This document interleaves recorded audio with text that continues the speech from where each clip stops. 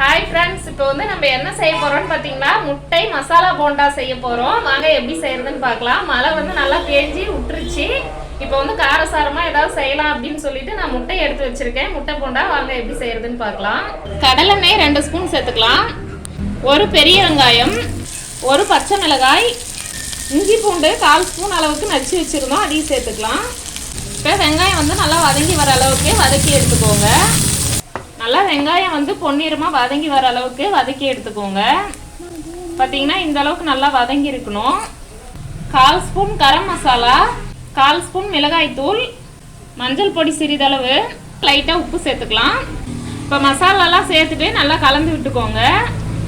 ஒரு 2 நிமிஷம் நல்லா வதக்கிட்டு அடுப்பை ஆஃப் பண்ணிக்கோங்க. முட்டையை வந்து இந்த மாதிரி கட் பண்ணி எடுத்துக்கோங்க.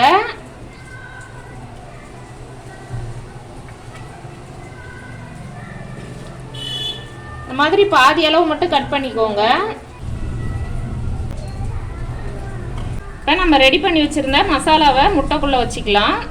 முட்டையை வந்து இந்த மாதிரி பண்ணிவிட்டு உள்ளே சேர்த்துக்கோங்க. இந்த மாதிரி கட் பண்ணிவிட்டு முட்டை போண்டா போடுறதுனால முட்டை போண்டா வந்து வெடிக்காமல் வரும். முட்டை வந்து உடஞ்சிடாமல் லைட்டாக விரிசல் விட்டு எடுத்து வைங்க. இப்போ நம்ம எல்லா முட்டைக்குள்ளேயும் மசாலாவை சேர்த்துட்டோம். மாவு கரைச்சி எடுத்துக்கலாம். 150 கிராம் கடலை மாவு சேர்த்துக்கலாம். 1/4 ஸ்பூன் மிளகாய் தூள், தேவையான அளவு உப்பு, 1/4 ஸ்பூன் பெருங்காய பொடி. ரொம்ப தண்ணியாக கலந்துடாதீங்க. ஆப்ப சோடா 1/4 ஸ்பூன் சேர்த்துக்கோங்க. மாவு வந்து இந்த அளவுக்கு திக்னஸ் கலந்து எடுத்துக்கோங்க.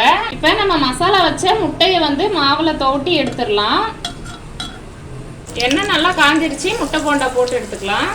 முட்டை போண்டா வந்து நல்லா பொன்னிறமாக வேக வச்சு எடுத்துக்கோங்க. மசாலா முட்டை போண்டா வந்து சூப்பராக ரெடி ஆயிருச்சு. வந்து மசாலா முட்டை போண்டா வந்து சூப்பராக ரெடி ஆயிருச்சு. நம்ம கட் பண்ணிக்கலாம்.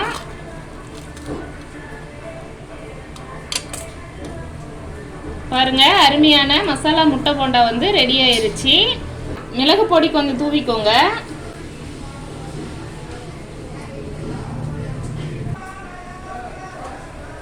மசாலா முட்டை போண்டா வந்து சூப்பராக ரெடி ஆயிருச்சு. நீங்களும் வீட்டில் இதே போல் செஞ்சு சாப்பிட்டு பாருங்கள்.